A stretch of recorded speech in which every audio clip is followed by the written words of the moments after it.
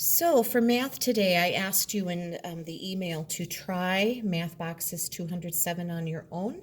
I'm going to go over those first so that you can check your work. I'll give you a few tips on how I might have done it. And then we're going to go on and do the back side together. I have saved these two pages. If you don't have them saved, that's okay. I'm going to use mine. I'll put them up on the screen. I think we might need them to do the back side a little bit. So you're good that way, and you can just do those right along with me if you'd like. So, all right, box number 1 here. If I wanted to take out a square about 4 times as often as a circle. Oh, okay, we have 5 circles in there.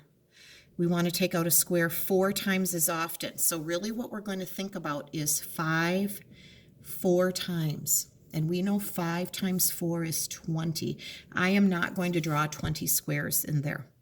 We're just going to leave it at that. We could, but I don't think we need to. The math that I want you to understand here is that it's 5 times 4, 4 times 5. All right, putting these numbers in order from smallest to largest. I remember doing this at the very beginning of the year. Of course, the numbers were a lot smaller, weren't they? So I want to read these out loud to you and make sure that we're remembering how to read numbers this big. I see 998,752. This is 1,000,008. And remember, all of those zeros, they're holding spots for your tens and your hundreds and your thousands and your 10,000s and your 100,000s. Do you remember that? 750,999, 1,709,832. And another thing just to throw in here, remember when we talked about grouping 3 digits together, and then as we work our way backwards, that's where that comma would come. So ones, tens, hundreds, comma, then all your groups of thousands, your thousands, 10,000s, 100,000s would be your next group. And then you'd put another comma, and then your millions, 10 millions, 100 millions, if you kept going to the left as those places got bigger. Now, which one is the smallest? That would be 750,999. And then, of course, we'd go to 998,752. Our millions, this is just 1,000,008, and this one is the largest, 1,709,832. All right. How did that go for you? Are you remembering those? If this is a struggle, maybe show someone at home and say, hey, I could really use some practice reading numbers that are bigger. You could have someone at home write some numbers down and ask you to read them, or do what we used to do where we used to get the marker boards out and I would say a number and I would repeat it over and over and you would write it down and then you'd show me. Do you remember that? This is really good that, good for you to kind of have cemented. So this would be something you could easily make up some practice for. So show a grown-up that. All right, we're writing equivalent fractions. Equivalent means equal, right? 1/2, gosh, so many different things you could write. I'm just going to write 3/6, but of course there are so many answers. You could have someone at home check yours, right? As long as the top is half as big as the bottom, you double the top and get the bottom, you'll have an equivalent fraction to half. 1/4, if you double the top, you get 2, and if you double the bottom, you get 8. That would be the simplest way. You could get out your fraction cards as well and find an equivalent. So 1/4 would be equal or equivalent to 2/8. All right, a good old story problem. Pencils cost $1.99 for a package of 24. Oh, circling that word, estimate. About how much do 4 packages cost? Well, we're going to take $1.99 and we're going to round it off to a nice, easy to read number that ends with zeros, right? That's what we've practiced many times. That's going to be $2. And if we buy 4 packages, $2 times 4, I'm getting $8. Now, make sure that your answer has a dollar sign and a decimal point. When we're talking about money, you have to make sure we know that.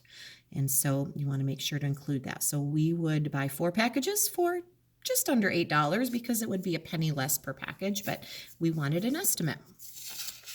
All right, sharing $45.90 among 3 people. What do they get? Okay, I'm going to write $45.90 up here. Now, if I was sharing that cash, 10, 20, 30, they could each have $10, couldn't they? Drawing a picture to make sure we know what makes sense. If I had $45.90, if I had $45 and I used 30 of it, now I have $15 left. What is 15 divided by 3, boys and girls? That's right. It is $5. I heard you all say it from your chairs. So they could each also have $5, and that would take care of those whole dollars, wouldn't it? Now they each have 15, but we still have 90 cents.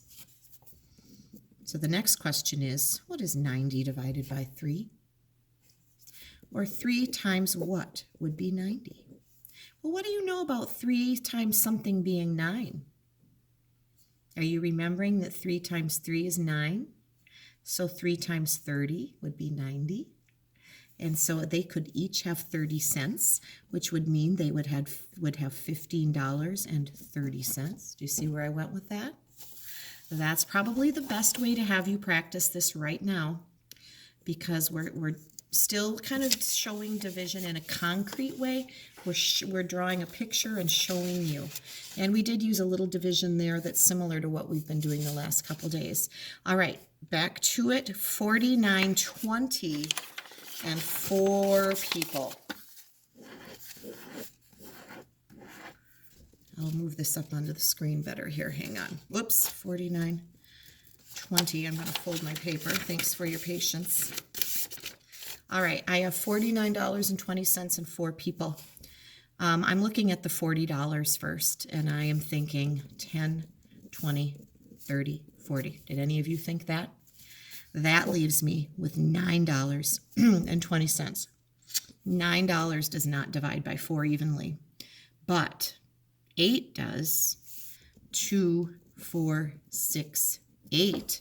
If everybody got 2 more dollars, we would take care of 8 out of those 9, and we'd be left with $1.20. If I look at that dollar, boys and girls, and I have 4 people, we've talked about this before. There are 4 quarters in $1. They could each have 25 cents, and that would use up that $1. Now, 20 cents left. 4 people. They can't each have a dime. What's half of a dime? Half of 10 is 5, right? 5, 10, 15, 20. If they each got a nickel, we would use up that 20 cents. And what do they all get? 10, 11, $12. And 25 plus 5 would be 30 cents. Now, should we check that to see if that makes sense? $12.30 times 4. Let's see if that worked. We can check our work. 0, 4 times 3 is 12, carry the 1, 4 times 2 is 8, plus 1 is 9, and that would be 4. 49.20, well, look at that. I think we're on to something, folks. $12.30. Is that up on your screen? Oh, I'm sorry. I think there. My phone sometimes slips when I start writing it. Vibrates and moves. All right. Ooh, measure the line segment to the nearest ½ inch. Boy, I hope you had something at home to measure with. If you didn't, it is not the end of the world. I brought home to my house a pattern block template. I had thought about sharing these with you, and then it just made me a little nervous. You guys know I get protective about these, so I hope that you found something that you could measure with. Now, to the nearest ½ inch, I want to make sure I'm on the inch side. Okay. So this one is 1 whole inch. The next halfway mark would be way over here. It is closest to 1 inch, isn't it? It is not closest to 1 1/2. So that would be about 1 inch. It's just a little more than that.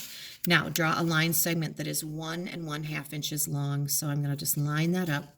Start at 0, go to 1, and then halfway to 2 would get me to the 1 1/2 mark. All right, so that is the front side. And oh boy, is this going to get super long? You know what? Let's stop this and I will start a new video. But what you're going to need to get ready is just flip the page over, and then if you still have those animal pages, you can get those out too. And that is how I will start the second video.